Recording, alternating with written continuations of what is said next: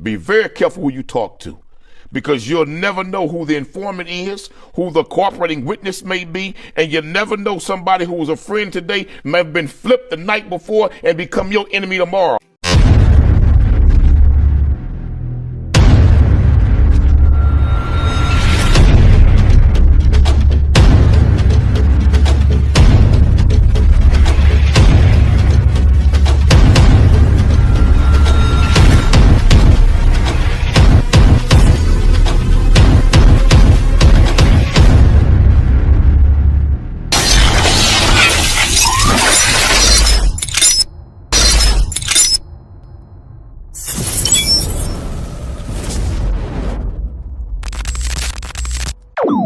About humanity, putting truth in these lines, while they busy feeding lies.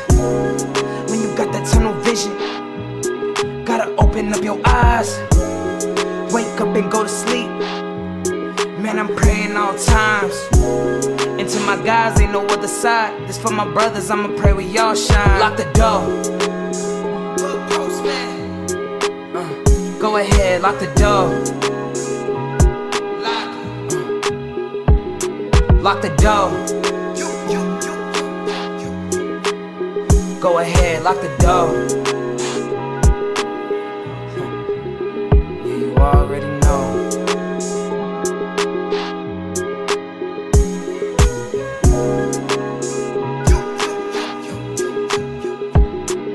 Depending on the lessons, some people eat, some people learn.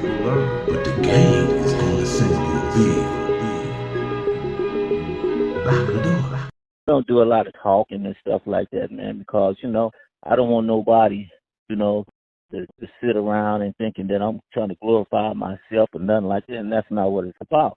No, the truth just got to come out, man, that area of time, people got to understand that myth about Crips and Bloods and all that shit killing each other throughout these institutions.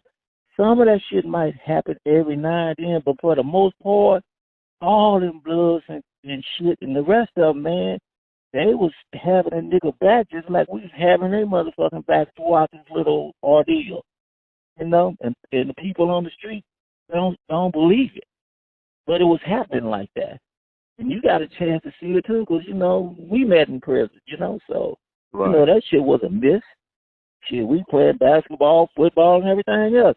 And being with each other, Bloods and Crips and shit. Right. But my thing is that,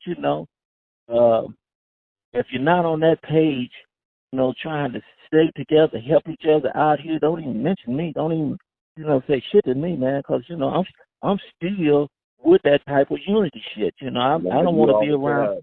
You always have been, Big Hoop. You always have been. Yeah.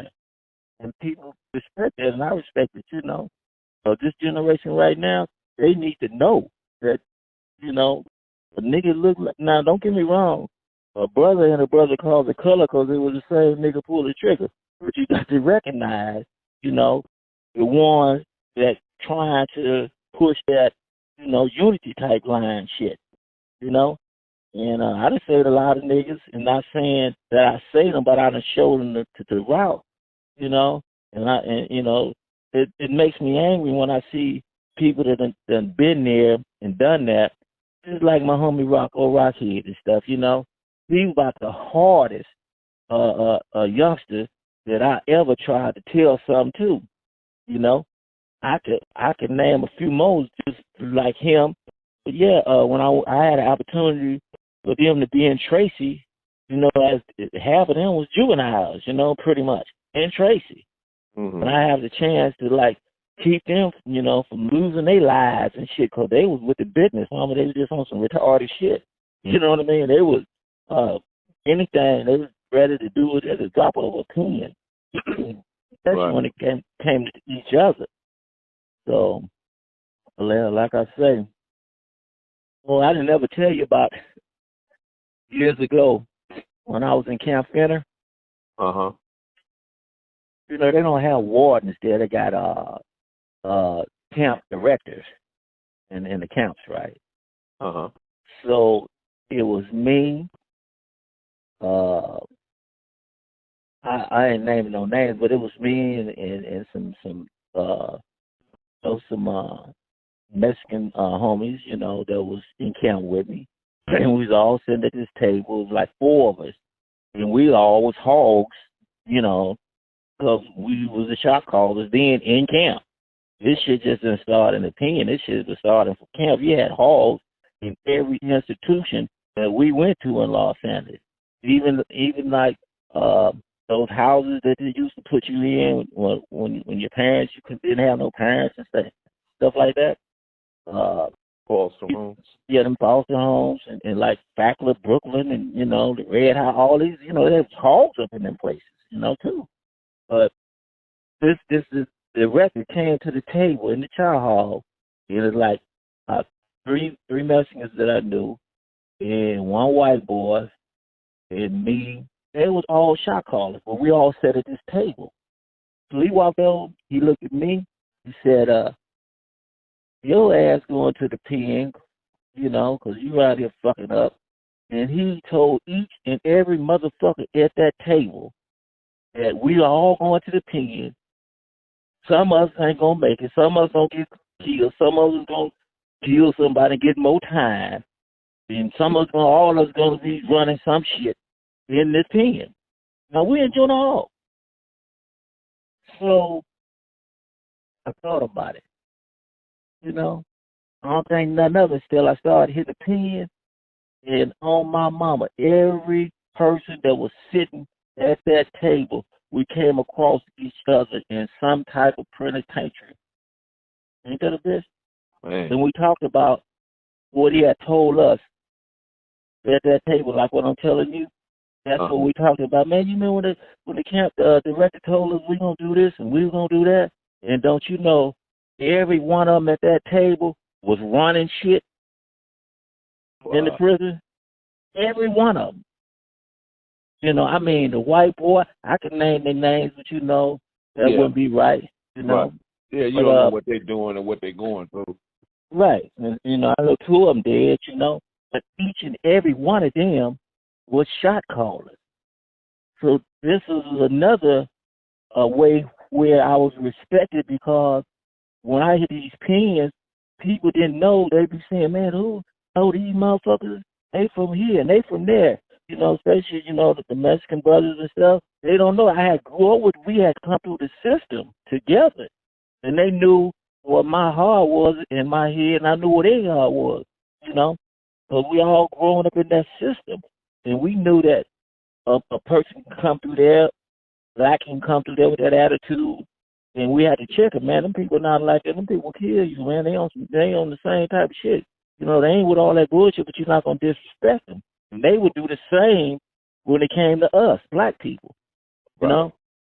But they wouldn't able to do that if they hadn't came through the ranks and started knowing everybody and what position everybody played. That's how I was winning, man. Because, you know, it was some shit where, you know, I hit a yard and said, peace be still, and that's what it was. And that's exactly what it was.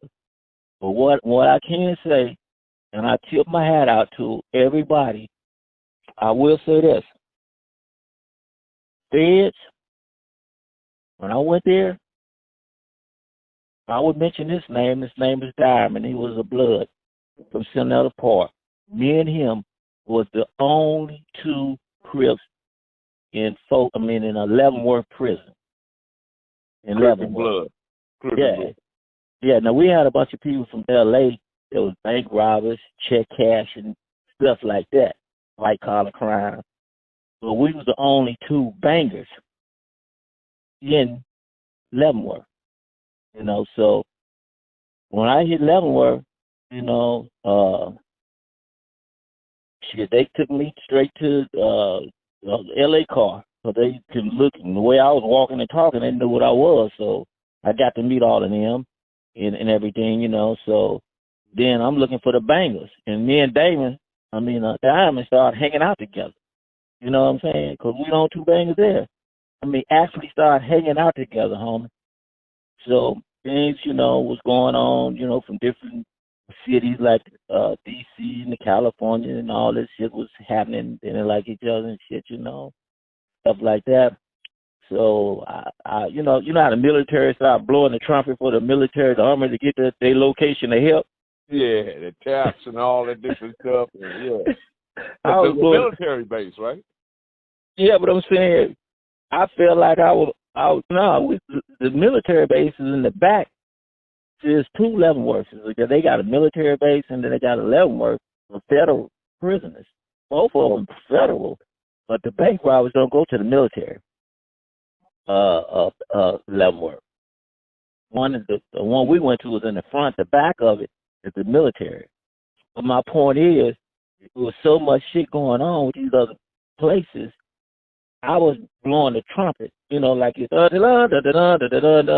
wishing somebody hear this motherfucker and come up there and give us some help.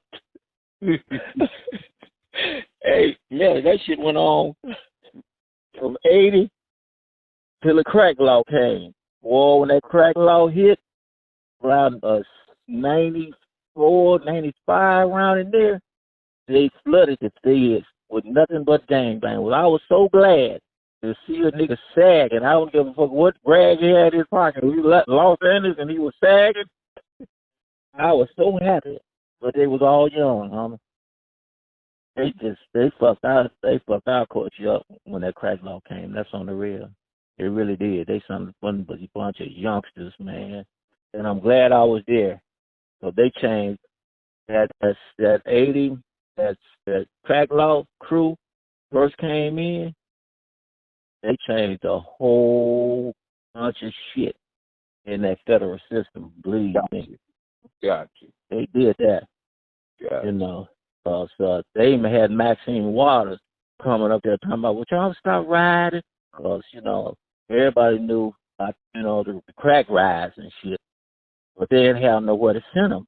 So they said, well, we can't send them out of their hometown, so send them to Lampa. So everybody doing that crack law and that ride throughout the whole federal system, that's where they sent them, right there with me. Wow. Everybody got there. Let move here. So the warden came and said, man, why all these people coming in knowing you? I said, who are they? They from Los Angeles. Well, let them out the goddamn hole then. The fuck you got them over in the fucking hole for? And they let them all they let them all out. Yes, concept bloods, because they didn't give a fuck. If you got busted in the crack law, you going to jail. They didn't give a what rag you had. They was just fucking us up with that law. And that happened. You still got people still in that motherfucker just getting out. Yeah. That's great. Yeah, I know. We bought Tupac up here to do a concert for us, right? Where, Lombard? Yeah. How'd that go? Well, when I was there, it was cool. It was cool, What was that warden name? He was black. What happened? What was that warden name? He was a black warden. Nah, not in Lampa. Our warden from Lampa was a homeboy. He was from Huntington Park. Yeah. Okay. Yeah, and he was the best warden that we had ever known. I mean, I have ever known. The black warden was Leavenworth. Yeah. We had a black warden at Leavenworth, but the one at Lampa when I was there, he was white and he was out of Huntington Park. I don't want to mention his name because later on, they try to do some conspiracy type of shit on him, Right. But him, he was the best warden, man, because he understood, that he was a warden and he had to deal with all these kids that they actually was placing in this prison against the law. Because the crack law was unconstitutional. You know what I mean? So, he used to tell me, look, man, y'all got it. I don't give a damn what y'all do, as long as y'all ain't killing police and shit like that. They ain't trying to jump the fence to go home. So he didn't give a damn. I mean, so the situation was, well, you always talking about you want, the convicts to run the pen and all that. And, you do all the get us concerts and all that old kind of stuff. And, if they're doing the right thing, going to school and all that, but you can't intervene with how we run this shit, you know? So he would listen, and we would say, like, okay. And they was wonder why La Pa was doing so good, because the word was, I ain't going to say who told the warden this, you just figure it out yourself. But somebody told the warden, look, the only way this can be done, if anybody running here snitching, talking about who did this, Peter Wack did this, whoever did that, you know, different people did shit, you know, snitches, lock them up. Uh-huh. So if you ran to the police trying to snitch on somebody, they all automatically put you in the hole. As they should. You know what I mean? So shit ran smooth. So I had called a case. Man, in like 93 there and everything. And they got rid of me and stuff. You know, the warden couldn't save me at this point because, you know, I had a cold case, and, you know, I went back to Leavenworth for the second time.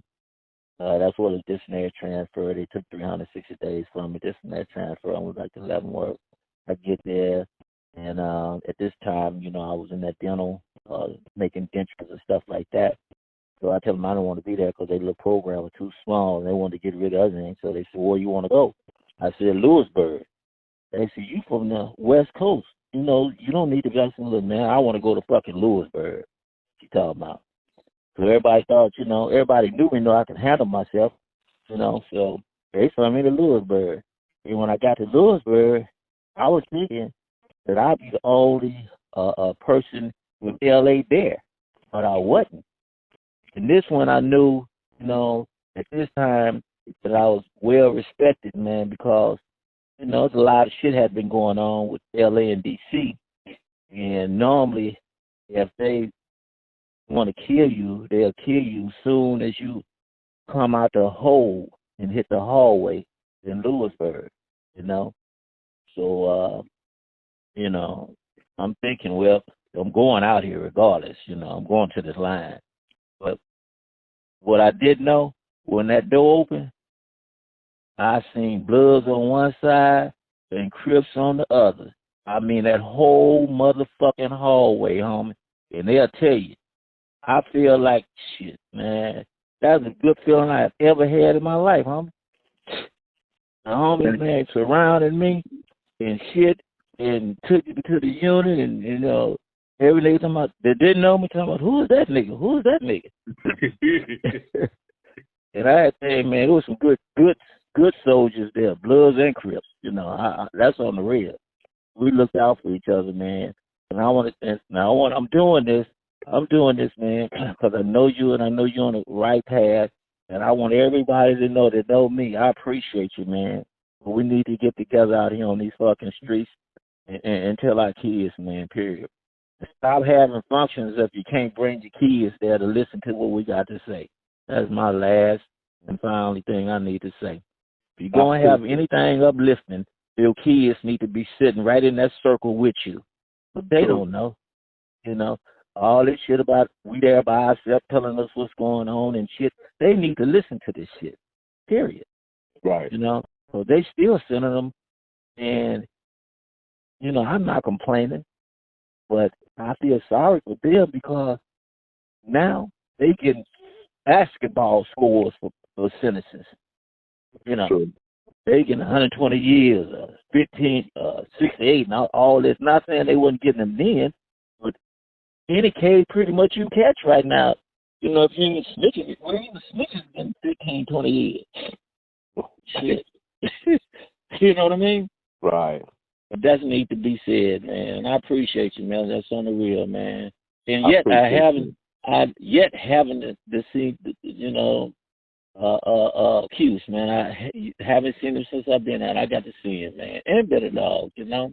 Yeah, both of them, Yeah. man. They both doing pretty good, man. Q be doing it, you know, because he's a walking almanac. Better Dog Bruno. Oh, ain't no question. Almanac. All you guys are almanacs, and I know all you guys was hogs. Yeah. You know? Whether it's cute, you are Better Dog, you know. Yeah, so, yeah. But you too, though. You too. I respect you too, man. You know. I respect you know the first thing you said when you bumped into me in the pen? What did I say to you? You were asking me about who I know. Oh, yeah. You know, and when I bumped into you, they tried to really get rid of me again. You know what I was there for? I think you had a violation. You know how much time they gave me on it?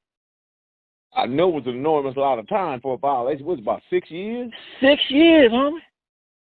Just show you, how they was mad at me. Yeah, that was. And I beat my case. 6-year violation. Yeah, and didn't even have a case. I beat the case. But the good thing about it, they sent me to, a LCI this time. Right. To do the violence. That's how I bumped into you. And I was really trying to be low key, Shit. But I always had that mind. I seek individuals like you out. You know what I mean? Yeah. And I was always cultivating and you're just sitting down because I needed to know certain things and how to, to what I'm doing now, to know how to navigate it. Yeah. People like yourself was important to that. Yeah. I want to tell you one thing, man. I wasn't being arrogant, trying to be hard when you was mentioning Tookie's book, right? Uh-huh. To be honest with you, at the time, I didn't even know I was in the book, And when you asked me, when you told me, man, Tookie wrote a book and you're not in it, the first thing, what I said, right? Yeah. What I said? You told me if I ain't in the book ain't shit. Yeah, because I really thought I was in it. So I left there. My ego was a little bit bruised, right? I left, and I went back, and I read that whole entire book just for you. I said, man, I know this man got to be. I read the whole, so bam, I read the book, and bam, there it was. Clarence Hoover, Big Hoover, Mad Hoover, woo, woo, woo, woo, woo, woo, right? He had a whole little thing in there, Bachi. So, man, I'm running across the yard. I got to leave the south yard, come to the north yard. I said, man, you seen Big Hoop? No, I ain't seen Big Hoop. Man, Big Hoop, where Big Hoop at? Man, he in jail unit. Man, tell Big Hoop I'm looking for him. Finally, I'm running to Big Hoop. I said, Big Hoop. And you standing there looking at me. I said, Big Hoop, you in the book. And that smile just broke across your face. Yeah. And, I went read it, right? And the funny thing about it, that's why I love the homie, man. That motherfucker put my real name in it. He did. Everybody else, I'm the only one with my real name in the motherfucker. Yeah. Yeah, I love it to do, man. I really do. I met his son last week. Trayvon? Yeah, I met Trey, man. He's a good dude and stuff, Yeah. I met him, man, because we had gave this little gathering trying to, talk about what we could do and how to save the hoods and stuff like that, and he was there. And he didn't have a clue to who I was until later. He found out and he started calling people, man, I want to be like him when I get his age. Oh, yeah, you look really good. Big, who are you now? 71, man. Come on. Yeah. Today, I got to go, bro. But anytime, man. Okay, give Billy all my love, man. Will do. Thank you, bro. Appreciate it. Lock the door. Cali Miners, baby. Proof of grind all the time. Music money. Got a dollar sign. Hub City. I'm a street nigga. Streets fuck with me. I'ma keep pushing products till the fans get me. It's guap off top. Diamond Cartier. That nigga